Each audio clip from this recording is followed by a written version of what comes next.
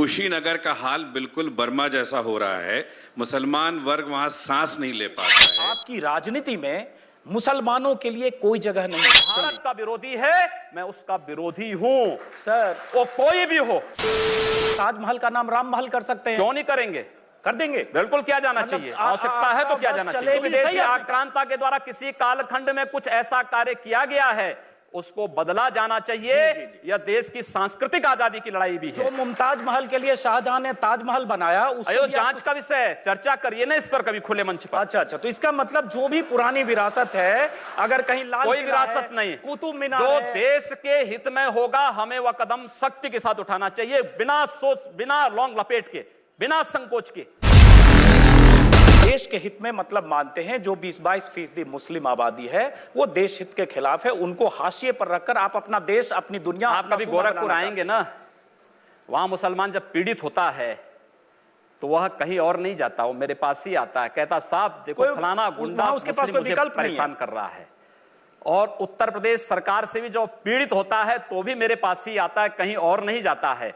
हर एक व्यक्ति की सुरक्षा और हर एक व्यक्ति का विकास आपको देखना गोरखपुर में जाकर के। एक बार इसको ये बोलेंगे, हर एक व्यक्ति मतलब हिंदू हो या मुसलमान, क्या बात कर रहे हैं? जो भारत का नागरिक है, जो भारत का नागरिक है वो हमारा नागरिक है, उसमें जाति मत और पंथ कहां की बात आती है? जब उस अरे मैं सनातन हिंदू धर्म का उपासक हूं, बदलना चाहते हैं, सनातन हिंदू धर्म का उपासक हूं, सर्वे भवन्तु सुखिनः सर्वे सन्तु निरामया की बात करता हूं। मैं किसी मत और मजहब का विरोधी नहीं, लेकिन जो भारत का विरोधी है मैं उसका विरोधी हूं सर। वो कोई भी हो, मैं उसका विरोधी हूं। उर्दू बाजार को हिंदी बाजार बताना या बदलवा देना, उर्दू हमारी पहचान हिंदी से है या उर्दू से? मैं आपसे पूछना चाहता हूं, आप फिर मुझसे उर्दू में ही पूछें। मेरी भाषा हिंदी है, मैं उर्दू नहीं जानता हूं। तो फिर वहां के लोग भी हिंदी जानते हैं, तो हम हिंदी के नाम पर क्यों ना नाम रखें? हिंदुस्तान पूरी दुनिया में साधु संतों, सूफियों और औलिया अल्लाह और स्वामी विवेकानंद जी के सांझी संस्कृति से पहचाना जाता है। क्या आप स्वामी विवेकानंद जी के आचरणों और आदर्शों पर अगर उतरे तो मैं समझती हूँ ज़्यादा आप लोकप्रिय होंगे।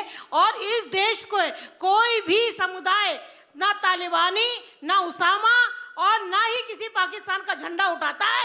ये एक साजिश के तहत नफरत फैलाई जाती है। आप लोग सिर्फ देशभक्ति नहीं है, पूरा देशभक्त है। बात सुनिए, स्वामी विवेकानंद जी ने कहा था कि गर्व से कहो हम हिंदू हैं, तो हम तो स्वामी विवेकानंद के ही उन वचनों को आत्मसात कर रहे हैं जो उन्होंने कहा कि गर्व से कहो हम हिंदू हैं। हम भी कहते हैं, हम गर्व से कहते हैं हम हिंदुस्तानी और बस यही बोलिए ना, यही बोलिए, यही बोलिए। हम लोग यही इसी बात को कहते हैं कि गर्व से कहिए हम हिंदुस्तानी हैं। आपके कहने से नहीं बोलेंगे, हम लोगों की आत्मा कहती है, इसीलिए कह रहे हैं। तो यही तो स्वामी विवेकानंद ने कहा, और अगर वही बात मैं कह रहा हूं तो इसमें बुरा मानने की बात कौन सी है? आप इस तरह के इश्यूज ना उठाइए मेहरबानी से। ये वो वक्त आ गया है कि आप देखें कि मुसलमान, औरतों का क्या मुद्दा, मुसलमान खुद मर्द भी एजुकेशन में कितने पीछे है। ये बात उन दलों को समझानी चाहिए जो मुसलमानों को केवल आजादी के बाद वोट बैंक बना करके रख दिए हैं। योगी जी से मैं सहमत हूं कि आप जो सवाल इनको कह रही हैं, ये उठाएं मुसलमानों की गरीबी, गुर्बत और इसकी बात, वहां जो पार्टियां जो मुसलमानों को सदियों से, दशकों से वोट बैंक समझती है, वो पार्टियां भी वहां मुसलमानों के सिर्फ वोट बैंक समझती है, उनके विकास की बात कम करती है।